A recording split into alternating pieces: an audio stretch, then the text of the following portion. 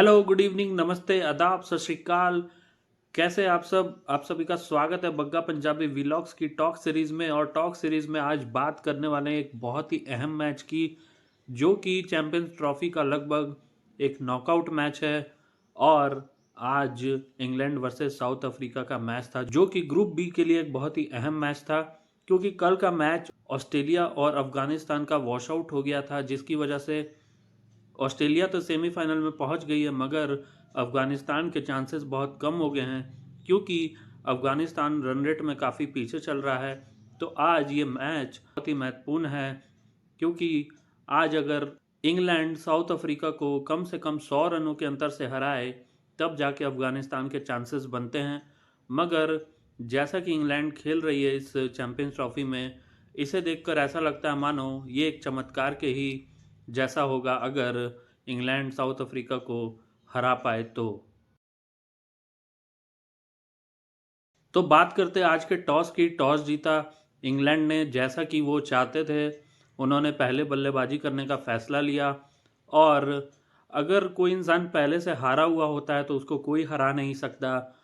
मानो ये कहावत चरितार्थ हो रही थी इंग्लैंड की बैटिंग को देखकर। उनके कंधे पहले से झुके हुए थे, उनके चेहरे पहले से लटके हुए थे, और पहले ही ओवर में फिल सॉल्ट, पता नहीं ये कौन सी क्रिकेट खेलते हैं, बैस बॉल के चक्कर में पहले ही ओवर में कुछ अच्छी शॉट लगाकर आखिरी बॉल पे आउट हो जाते हैं, और 9 रनों पे पहला विकेट इंग्लैंड खो देती है। इसके बाद जेमी स्मिथ भी, उनका भी वही हाल, और वो भी बहुत जल्दी मार्को यानसन की बॉल पे आउट हो जाते हैं, और दूसरा विकेट गिर जाता है इंग्लैंड का 20 रनों पे। इसके बाद फॉर्म में चल रहे बेन डकेट भी, जब इंग्लैंड का स्कोर 37 रन पे होता है, वो भी आउट हो जाते हैं। और ये बेन डकेट का शिकार भी मार्को यानसन ही करते हैं। उन्होंने मानो इंग्लैंड की कमर ही तोड़ दी शुरू के तीनों विकेट लेके, और 37 रनों पे 3 विकेट गिर गए। इसके बाद आते हैं हैरी ब्रुक और जो रूट, जो नो टिपिकल वनडे स्टाइल में इंग्लैंड की पारी को आगे बढ़ाना शुरू करते हैं। मगर आपको जैसा कि पता है कि हैरी ब्रुक की जो आदत है वो उससे बाज नहीं आते। और जब इंग्लैंड का स्कोर 100 रन तक पहुंचने ही वाला होता है, कि हैरी ब्रुक एक बार फिर से बड़ी शॉट मारने के चक्कर में बाउंड्री पे आउट हो जाते हैं। उनका विकेट केशव महाराज लेते हैं।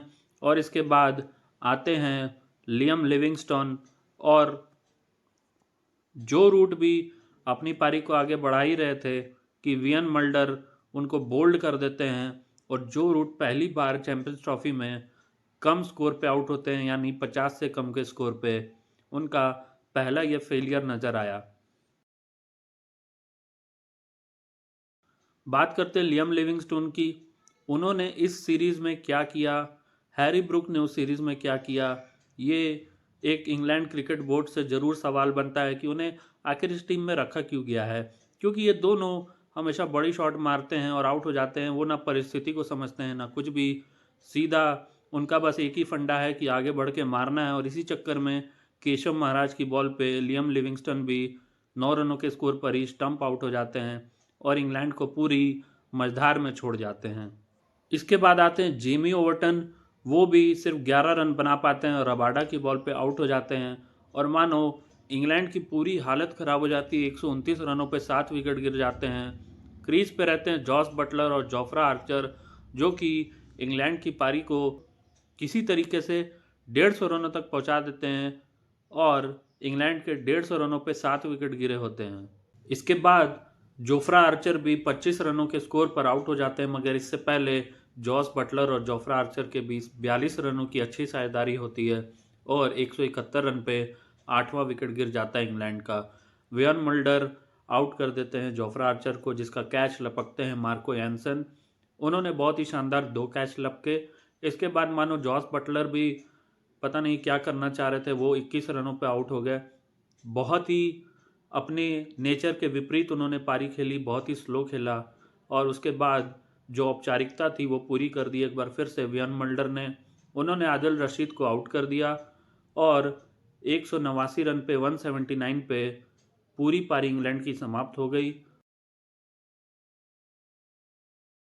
180 रनों का आसान लक्ष्य साउथ अफ्रीका को मिलता है। तो साउथ अफ्रीका अब क्वालिफाई कर गई है सेमीफाइनल के लिए, और लगभग चारों टीमें मिल गई हैं, क्योंकि 200 रनों से ज़्यादा के अंतराल से हराना था इंग्लैंड ने साउथ अफ्रीका को, मगर ये असंभव है।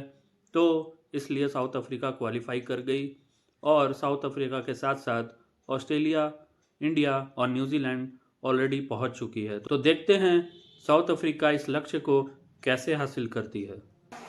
बात करते हैं साउथ अफ्रीका की पारी की। साउथ अफ्रीका की शुरुआत भी अच्छी नहीं रही और उन्होंने तीसरे ओवर की पहली गेंद पर ही जोफ्रा आर्चर की बॉल पे ट्रिस्टन स्टब्स का विकेट खो दिया, जो कि बोल्ड हो गए। पारी को अच्छे तरीके से आगे बढ़ा रहे थे रायन रिकल्टन, मगर वो भी 25 रनों पर अपना विकेट गंवा बैठे जोफ्रा आर्चर की ही बॉल पे। तो 47 रनों पर 2 विकेट गिरने के बाद एक समय ऐसा लग रहा था कि इंग्लैंड कुछ संघर्ष करेगी, मगर रासी वंडरडोसन और हेनरी क्लासे का इरादा कुछ और था और उन दोनों ने ताबड़तोड़ चौके छक्के लगाकर, खासकर वैंडरडसन ने 3 छक्के लगाए और साउथ अफ्रीका को जब औपचारिकता के लिए सिर्फ 6 रन चाहिए थे, उसी समय हेनरी क्लासे ने अपना विकेट खो दिया। ग्लोरी शॉट के लिए वो गए और ग्लोरी शॉट मारते हुए आउट हो गए। इसके बाद आए डेविड मिलर और उन्होंने छक्का लगा के साउथ अफ्रीका को 7 विकेट से आसान जीत दिला दी। रासी वंडरडसन 72 रनों पर नाबाद रहे और हेनरी क्लासे ने 64 रनों की शानदार पारी खेली और आदिल रशीद को एक कंसोलेशन विकेट मिला। और इस सीरीज का एक प्लस पॉइंट ये रहा चैंपियंस ट्रॉफी का, आदिल रशीद इंग्लैंड के लिए आदिल रशीद ने बहुत ही शानदार बॉलिंग की है। तो गाइज ये थी आज की मैच की अपडेट और बिल्कुल क्लियर हो गया है कि अब चारों टीमें सेमीफाइनल में पहुंच गई हैं, ऑस्ट्रेलिया, न्यूजीलैंड, साउथ अफ्रीका और इंडिया। तो कल एक औपचारिकता वाला मैच है इंडिया वर्सेस न्यूजीलैंड, तो देखना बहुत ही दिलचस्प होगा कि कौन ग्रुप ए में टॉप पे फिनिश करेगा। आप बने रहिए हमारे चैनल के साथ और अभी तक आपने चैनल को सब्सक्राइब नहीं किया तो जल्दी से जल्दी चैनल को सब्सक्राइब कर ले और वीडियो को अपने रिश्तेदारों और क्रिकेट प्रेमियों तक भेजना ना भूलें। मिलेंगे आपको नेक्स्ट वीडियो में, तब तक के लिए tata bye bye, goodbye, नमस्ते, आदाब, सत श्री अकाल एंड जोहार।